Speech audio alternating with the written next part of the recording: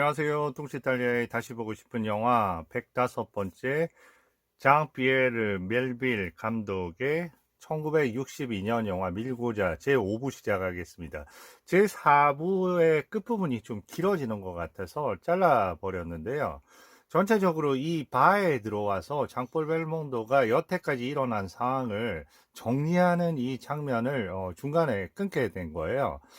간단하게 요약해 드리면 이 장면은 아주 그 안에 여태까지의 사건을 돌아보면서 잔인했던 장면, 여러 가지 장면들이 등장하는데 전체적인 배경음악과 그 장면을 보여주는 장면의 템포라든지 그런 부분은 상당히 릴렉스하면서 아이러니한 대조를 이루고 있습니다. 계속해서 음악은 아까 들어오면서 피아노를 쳤던 그 흑인 피아니스트의 반주에 맞춰서 그 음악에 맞춰서 이렇게 이야기가 플래시백에서 이렇게 따라가는 듯한 느낌을 주고요. 여기서 이 바로 전 대목까지는 그 모리스의 전 애인이었던 테레즈가 사실상은 그 밀고자였다는 얘기하고 그래서 여러 가지 이제 사건이 어떻게 지금까지 왔는지 거기에 대해서 얘기를 했던 장면이고요. 제가 때로는 살리엘이라고 얘기하는데 살리엘이가 아니고 살리나리입니다. 그런데 확실히 모차르트 살리엘이 그런 게 붙어서 그런지 살리나리하고 살리에리를 착각한 거는 이제 대단히 좀 죄송하고 이해해 주시기 바랍니다. 이 살리나리는 그 일을 혼자 처리해서 사실상 그때 그 경감이 끊임없이 장폴 벨몽도한테 질베르를 죽인 사람이 누구고 그리고 그 뇌에서의 마지막 제3의 인물이 누구인지를 계속해서 추궁을 했잖아요. 왜냐하면 그들이 그 살리나리하고 소통을 했으면 이 사실을 다 알았을 텐데 살리나리가 혼자 일을 처리했기 때문에 너와 레미의 이름을 아는 사람이 아무도 없었다는 겁니다. 근데 이제 또 하나의 문제는 테레즈의 문제인데요. 지금 장폴 벨몽도가 얘기를 합니다. 테레즈를 제거했다고. 왜냐하면 심하게 그 위급 상황에 있던 모리스를 구해내잖아요. 그러면 차에 그렇게 있던 장폴 벨몽도를 또 다른 공범이라고 밀고 갈 수도 있다는 이유에서 본인이 테레제를 제거했다고 합니다. 그래서 지금 테레제를 어떻게 제거했는지에 대해서 이제 장면으로 또 넘어가게 되겠습니다. 또 둘이서 테레즈의 집으로 간 거예요. 그랬더니 거의 결박을 다 풀고 있었고요. 그때 어떤 정도의 조치를 취했겠죠. 그러면서 장이 얘기합니다. 모리스한테. 내가 그 테레제의 머리를 쳤다고 해서 너가 나한테 화를 내는 건 아니겠지. 근데 지금 보면 이 모리스는 상황에 대한 인식이 되게 찹찹할 것 같아요. 어떻게 그 돌아가는지를 이해는 하지만 상당히 납득이 안 가는 상황이죠. 왜냐하면 그 이유가 부족해서 납득이 안 가는 게 아니라 자기가 처한 그런 현실이 조금 납득이 안 갈 겁니다. 그 죽었던 그 질베르의 말대로 세상사를 잘 알고 있지 못했던 거죠. 우리가 누구를 선택해야 되고 누구를 범인이라고 생각하고 누구를 밀고자라고 생각하는 그런 부분이 다 엉망진창이 돼 있는 자신을 보면서 이 얘기를 들으면서도 본인은 이제 딴 생각을 하는데 정신이 가 있는 거죠. 얼떨결에 그렇게 대답을 하는 식으로 넘어가고요. 되게 그 재즈의 음악하고 같이 아주 낭만적인 장면 같이 이렇게 표현이 되는데 무시무시한 장면이잖아요.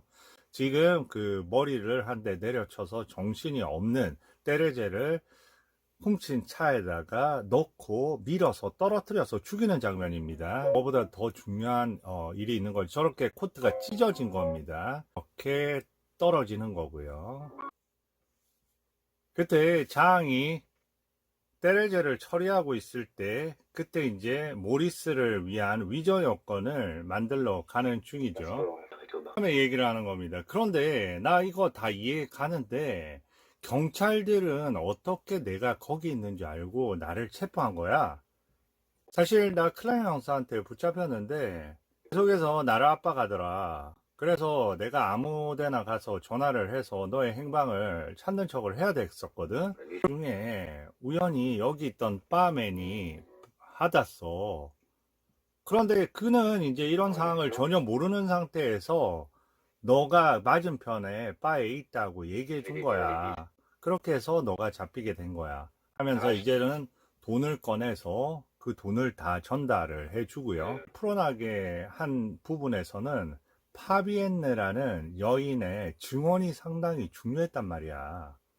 그러니까 파비엔느는 누구야? 그랬더니 누테초의 여자였는데 사실은 내 애인이었어. 이제 모든 거에 손 떼고 파비엔느하고 새롭게 시작할 거야. 오래 있으면 불황자가 되거나 아니면 죽게 될 거야. 범죄자 아니면 죽게 되는 거죠. 그러면 불황자는 끊임없이 거짓말을 해야 되는 거고요. 언젠가는 거짓말을 하다가 잡히면 죽게 될 거니까요. 두 가지 다 죽음에 관련이 있는 거기 때문에 본인은 선택이 없겠죠. 여기서 완전히 떠나야 되겠죠. 바를 떠나는 거고요. 그런데 이 장폴 벨몽도가 보는 시선에서 우산 아래 저 흑인 인형 세 명이 웃으면서 보고 있는 장면인데 나름 좀 섬뜩함이 느껴지는 그런 부분이에요. 벨몽도의 저 뒷모습, 문을 열고 나가는 뒷모습이 의미심장합니다. 지금 상황에서 나는 은혜도 모르는 놈이었군 이렇게 스스로 얘기를 하는 거예요. 뭔가 있겠죠. 대언니의 데살로 가장 나쁜 놈 중에 하나가 나였구나. 그리고 그는 여러 가지를 정말 생각하는 엄청난 사람이구나 이런 얘기겠죠. 장이 얘기합니다. 신랑은 자신의 감정을 드러내지 않아. 그렇지만 친구를 위해서라면 어떤 일이라도 하지. 그런 얘기를 하잖아요. 그 장한테 내가 그 정말로 질베르하고 친한 친구였는데 그를 쏴 죽였다고 어떻게 다른 방법이 없었어. 왜냐하면 자기 애인을 죽인 그 중원 때문에 친구든 이렇게 죽일 수밖에 없는 상황이었다고 얘기하는데 그러니까 그 언아미 만약에 실리앙한테는 어떤 나쁜 짓을 했어도 그 사람이 범죄자이건 아니면 경찰이건 간에 친구라면 그 친구를 위해서 모든 걸 갖다가 하는 사람이라고 얘기합니다. 폴벨몽도는 차를 몰고 나가는데 갑자기 이제 비가 오기 시작하네요. 모리스한테 전화가 왔습니다. 근데 이런 장면, 그 무언가 누군가 익명의 사람한테 마치 전화기가 걸쳐져 있는 듯이 우뚝 서 있고 그 밖에는 비가 내리는 저런 장면. 대기 전화기 자체가 은근한 하나의 익명의 공포 같은 느낌을 저는 조금 받았네요. 캐른이 오늘 오후에 당신한테 화관을 보낸다고 돈을 준비해 두라고 했답니다. 100만 프랑이라고 하면 뭔가 이상한 느낌이죠. 실리앙의 집이 어디 위치했는지를 물어봅니다. 장한테. 차를 빌려달라고 해서 정신없이 나가는 듯 합니다. 마지막 한 명이 남았네요. 제일 처음에 실리앙이 나갔고 그 다음에 모리스가 나갔고 이제 장만 남았네요. 뭔가를 켰을 때 에클라트 뭔가가 이제 켜졌을 때 갑자기 세 명의 경찰이 닥쳤네요. 네 와이프 상당히 그 혀가 길더라. 너무 말을 많이 하더라. 좀 뒤졌더니 이런 거 기억나? 이거 채석장에서 찾았는데 그 차에서 나온 거야. 근데 너 집에 있던 너 외투 찢어진 외투에 옷감하고 똑같더라. 그리고 그때 포젤 너희 집에 왜 숨어 있었던 거야? 이미 다 어느 정도 그 감을 잡고 온 거죠. 해제를 죽인 제로에서 잡혀가는 거고요. 입니다. 둘은 나서서 비를 맞고 차를 몰고 가는 중이고요. 엄청나게 처음 영화가 시작했을 때 그 육중한 무게감이 실린 음악이 나오죠. 구도를 정면 구도로 바뀌고요. 또 반대 구도로 바뀌고요. 또 무시무시하게 무거워 보이는 비가 터널로 진입하면서 그리고 갑자기 캐른의 모습이 보이는 겁니다. 나 조금 있으면 나갈 거야. 너 나한테 뭐 부탁할 거 없어? 이런 느낌이죠. 캐런이 말합니다. 적어도 나 나가서 뭐 조그마한 사업 하나 하려면 적어도 100만 프랑 정도는 들 것 같은데 너 나한테 부탁할 거 없어? 그러면 화관을 하나 해줘봐. 그러면 한 200만 들 건데 나 화관 하나 하고 싶은데 갈 수가 없다는 거예요. 100만 프랑?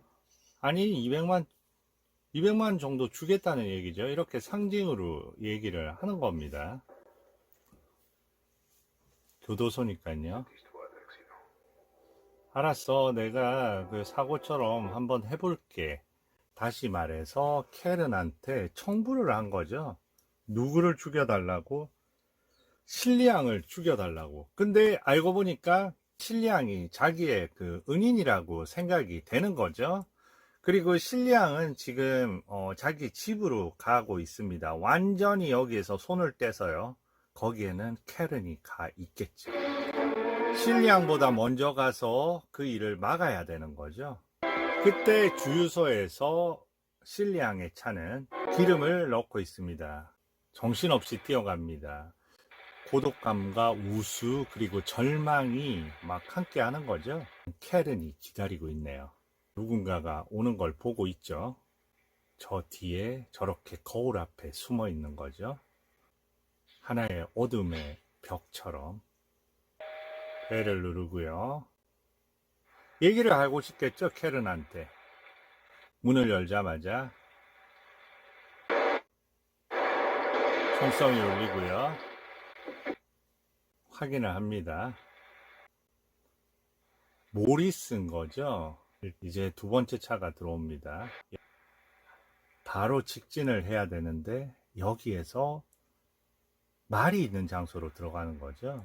이 부분은 바로 아스팔트 정글에 스탈링 헤이든이 죽기 전에 잔디에 누워서 말이 옆에 와 있는 그 장면에 대한 오마주입니다. 다시 말해서 그런 운명적인 맞닥뜨림이 준비되고 있다는 거고요.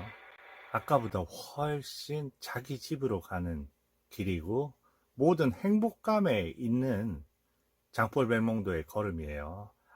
모리스처럼 누구의 죽음을 막기 위해서 급박하게 뛰어가지 않아도 되는, 그리고 이 비를 맞아도 이제는 이 세계로부터 떠났기 때문에 마음은 가장 평온한 채 다 와 가네요.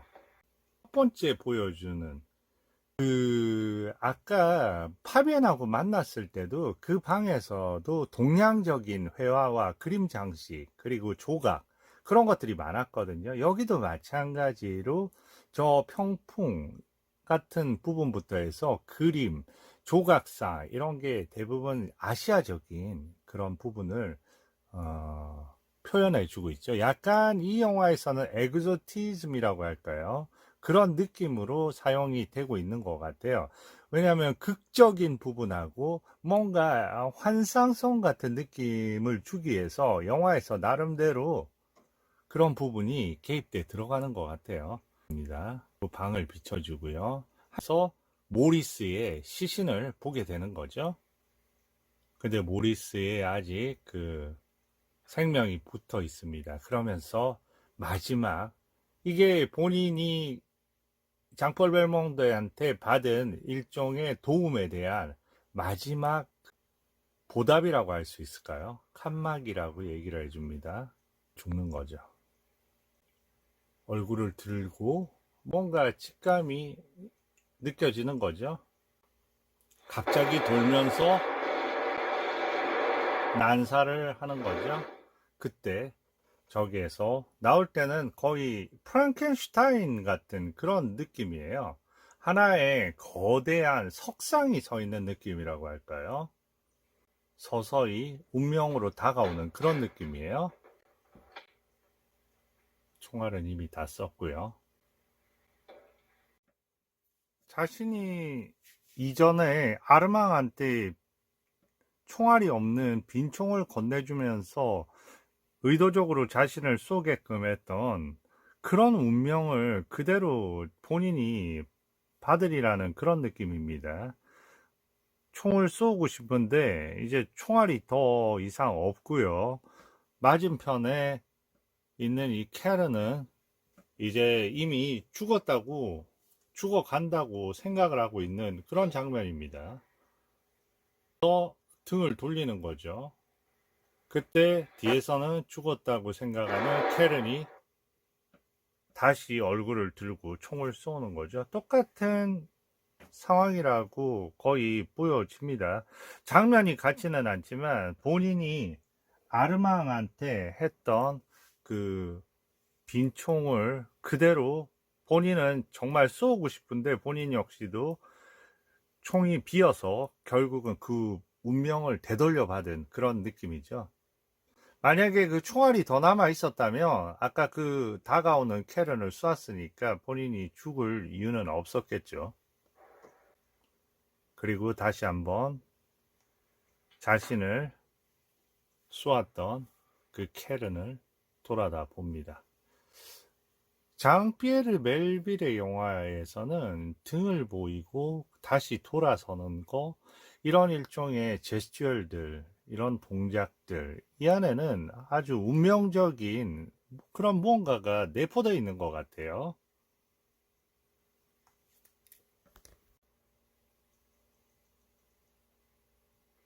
전화기가 있는 곳으로 갑니다. 여전히 멀게 느껴지고요.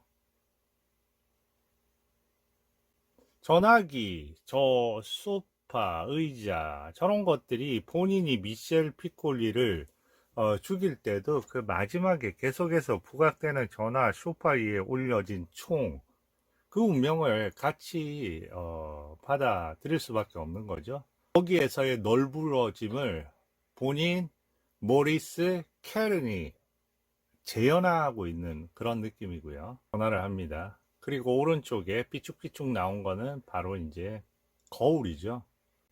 상징적인 거울이고요. 파비엔나에게 전화를 합니다. 나 오늘 못 갈 것 같아, 저녁에.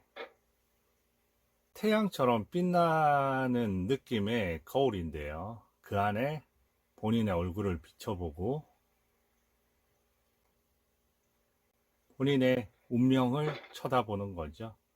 그리고 본인의 몸이 떨어짐과 동시에 이 영화의 제목이었던 둘로스가 바닥으로 굴러가는 겁니다. 모자. 그렇게 해서 이 영화는 마감이 되게 됩니다. 어떻게 영화를 보셨는지 모르겠네요. 저는 이 영화가 단순한 그 겉면 안에 엄청난, 불어에서는 미성아빔이라 그러는데요. 그 안에 또 다른 이야기가 있고 또 다른 이야기가 있고 그런 아주 깊은 수렁으로 우리를 이끄는 그런 영화라고 생각을 합니다. 저의 관점인데요. 마지막에 이렇게 한번 정리해 볼게요. 그래서 이 영화를 위해서는 처음으로 따로 에필로그를 빼서 영상을 찍을까 하는 생각도 했었는데, 이 마지막 결말 부분에 그냥 갖다가 붙여 보겠습니다. 음, 이 영화는 무엇보다도 그 우정과 배신에 대한 우정의 부분이 상당히 두 갈래로 엇갈립니다.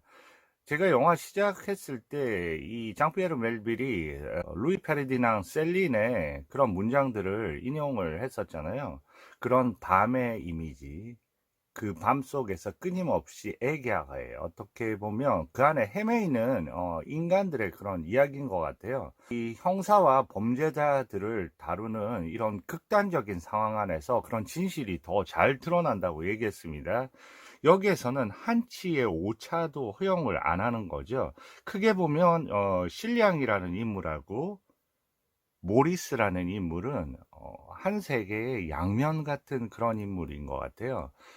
실리앙은 정말로 이 세계의 거미줄 같은 구도 안에서 나름대로 그 잘 피해가는 거죠.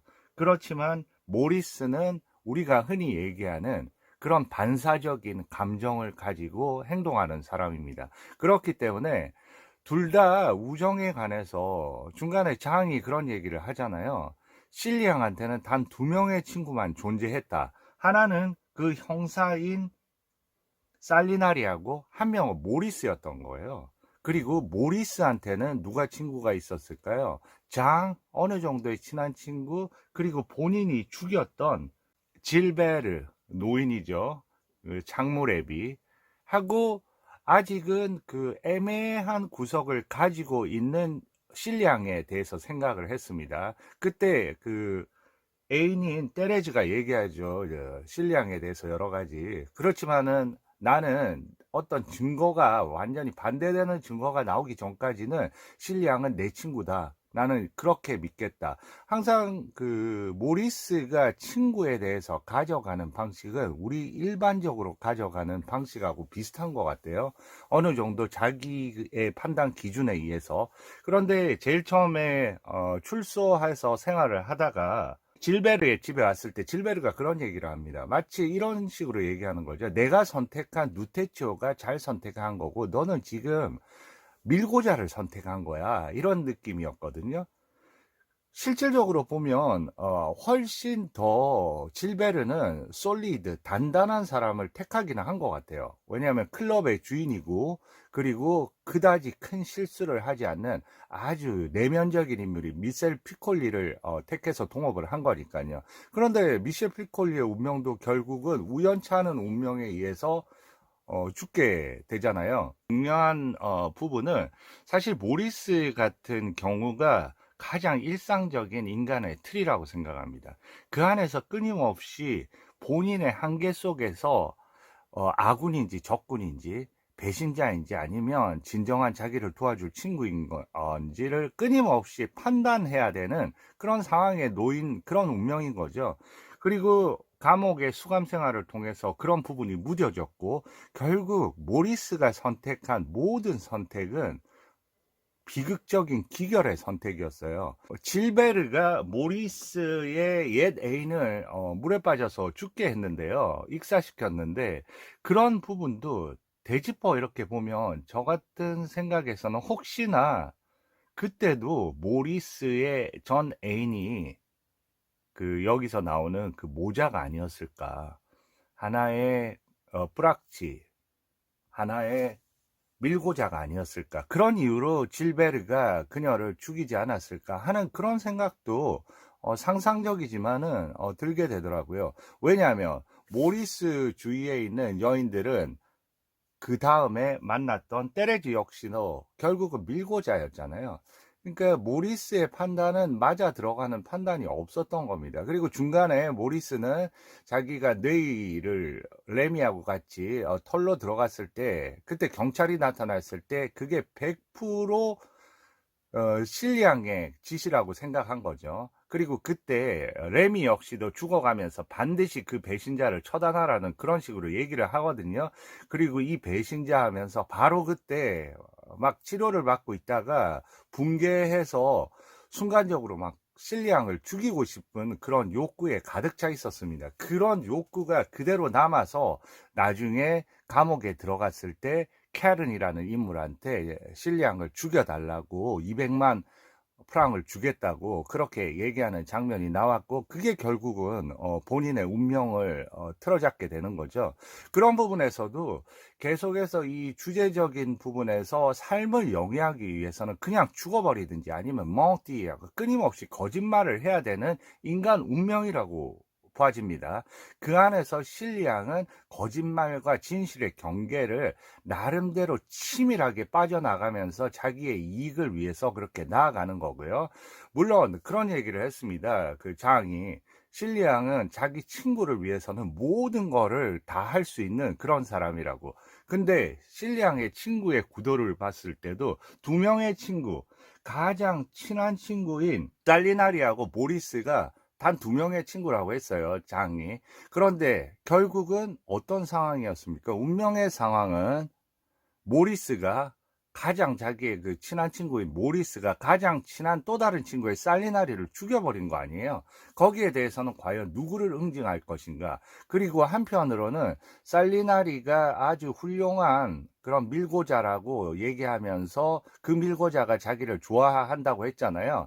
그때는 어떻게 보면 그 살리나리의 애인 역할을 했을 수도 있는 거예요.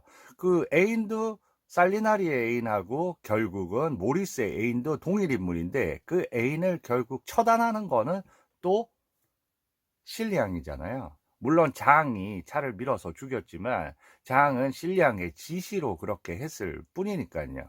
결국은 친구인 관계 안에서 가장 가까운 애인도 다 처단을 해버린 거죠. 그리고 마지막에 파비안을 이용하는 경우에도 파비안의 증언을 통해서 결국 자기의 친구의 모리스를 빼내게 되는데, 그런 부분 안에서도 우정을 위해서 하는 척 하지만 그런 빌미를 제공해서 결국은 자기의 연적인 누테치오를 제거한 거잖아요.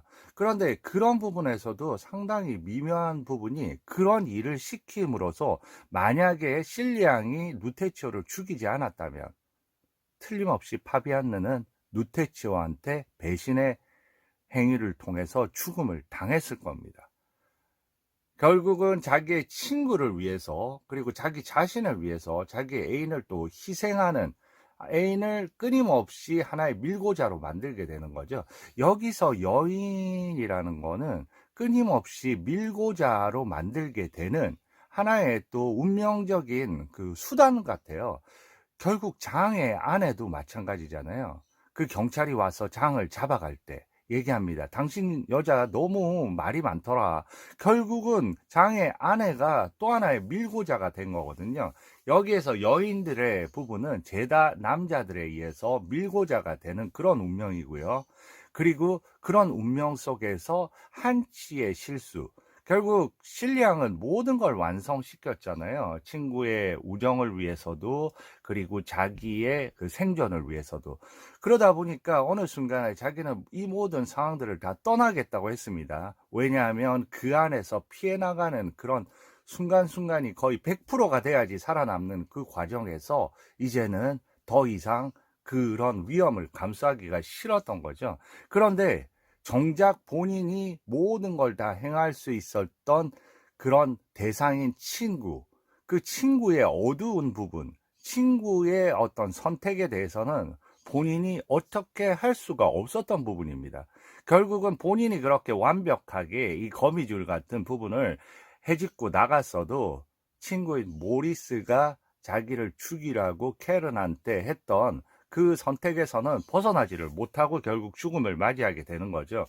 그리고 저는 그 모리스의 죽음에 대해서 가장 그 중요한 의미를 두는데요, 이 영화에서. 모리스의 죽음은 거의 자살에 가까운 죽음이 아닐까. 모리스는 자기가 했던 모든 선택에 대한 실패, 질베르의 죽음에 대해서도, 살인에 대해서도 자기 친구 장한테 얘기하면서 마지막 자기를 보는 시선에 대해서도 얘기를 했고요. 죽기 전에 질베르가. 그리고 정말 친한 친구인데 내가 그를 죽일 수밖에 없는 상황이었다. 그러니까 사회적인 통념 안에서 자기의 그 복수를 집행을 한 거죠. 그런데 그러한 선택에 대해서 똑같은 선택을 실리앙한테 했었을 겁니다. 그리고 그 선택은 결국은 엄청난 또 파장을 불러일으켰을 거고요. 어쨌든 뒤늦지만 또 그는 캐른을 선택을 했던 거죠. 그리고 사실상 그 캐른한테 먼저 갔잖아요. 그때 또 다른 방법이 있었을 수도 있을 거예요. 예를 들어서 소리를 쳐서 캐른 나 모리스야 이렇게 얘기할 수도 있었겠지만, 한편으로는 그게 너무나 무의미하다는 걸 순간적으로 깨달은 것 같아요. 한 번 뱉은 말을 다시 되돌릴 수 없다는 거. 더구나 캐른 같은 상대 앞에서는, 캐른은 거의 기계 같은 인물로 비춰지잖아요. 거대한 석상 같은. 캐른은 일단 돈이 중요한 거기 때문에 어떤 식으로 했다 하더라도 지금은 그 상대가 모리스이든 그 상대가 실리앙이든 중요하지 않습니다. 자기는 죽이면 된다는 거죠. 그 일에 대해서.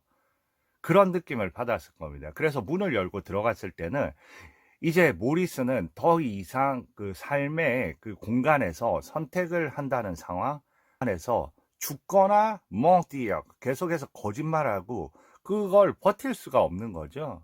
자기가 거짓말을 하는지 자기가 진실을 판단할 수 있는지 거기에 대해서도 모든 불분명한 상황이 돼버린 겁니다. 한마디로 질베르의 말처럼 여기서 살기는 이제 감각이 너무 떨어져 버린 거죠. 더 이상 그 적응을 할 수 없고 그런 여정 속에서 자기의 무기력함을 스스로 느끼게 된 거 아닌가. 그래서 그 문 앞에 다가가서 아무런 말도 하지 않고 침묵으로 그대로 그 캐런의 총을 받아냈던 거는 이 세상에 대한 하나의 외침이자 스스로 자살을 택한 거라고 저는 그렇게 느껴집니다. 그리고 마지막에 실리안기 다가왔을 때 그때는 그 병풍을 얘기한 거는 마지막 그에 대한 적어도 성의 그리고 할 수 있는 마지막 그 도움 그런 게 아니었는가 하는 생각을 합니다. 그러면서 저는 이 영화의 끝 부분에서도 마찬가지로 그 셀린의 그런 부분을 읽어 드리고 싶네요. 결국은 이 영화 안에서 캐릭터의 모호성 그리고 또 하나 이 부분을 빠뜨렸네요. 이런 미정합임 얘기 안에 또 다른 얘기가 있고 그 안에 엇갈림이 있고 그런 부분을 여러 가지 계단의 오르내림 통해서 제가 상당히 상징적인 구도들이 많았다고 했죠. 그 안에 숨겨져 있는 깊이를 표현하기 위해서 그 계단의 구도에서 특별히 공을 들인 거 아닌가. 그리고 그 여러 가지 그 중국, 일본식의 그런 그림들 또는 조각상이 서 있어서 우리를 바라보는 것들 그런 거는 알게 모르게 고요함에 쌓인 그리고 뭔가를 시선을 두고 뚫어지게 그 상황을 보는 그런 일종의 증인들이 아닌가 생각합니다. 그리고 가장 중요한 매 순간 진실의 증인은 아마도 전등이겠죠.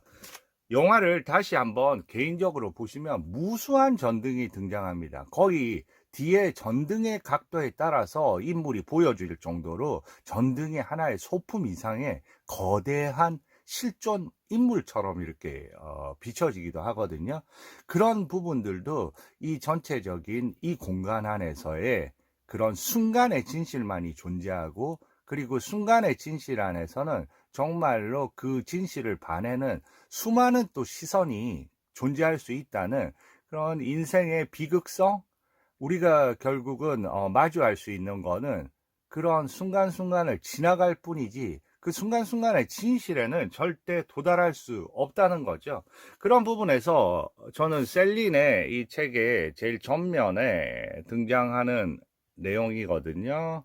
책 들어가기 전에 Notre vie est un voyage. 우리의 인생은 하나의 여정이다. Dans l'hiver, 겨울이나 et dans la nuit, 칠흑 같은 어두운 밤이나 Nous cherchons notre passage dans le ciel où rien ne luit. 어떤 것도 반짝이지 않는 어떤 빛도 없는 하늘 아래서 우리는 찾기 위해서 애쓴다. Notre passage. 이 부분이 중요한 겁니다. 우리의 지나감을 찾아다닌다는 거죠. 그러니까 우리는 지나가 다닐 수밖에 없는 존재고 뭔가 멎어 있어야지 하나의 사물의 진실에 도달할 수 있을 건데 모든 우리는 진실을 대면하는 방식에서 우리의 흩어짐만이 있기 때문에 결국은 지나치는 그런 우리를 계속 찾으려고 애쓸 뿐이다라는 그런 얘기죠. 전체적으로 저는 장피에르 멜빌의 이 밀고자는 사실 겉으로 드러난 그런 하나의 이야기보다는 이 속 안에 있는 심년, 우리가 어떤 세상 안에서 살고 우리의 운명 자체가 향하고 있는 부분이 어디로 가고 우리가 갈 수 있는 곳과 영원히 도달할 수 없는 곳을 얘기해주는 그런 영화라고 생각합니다. 잘 보셨으면 많은 구독 부탁드립니다. 감사합니다.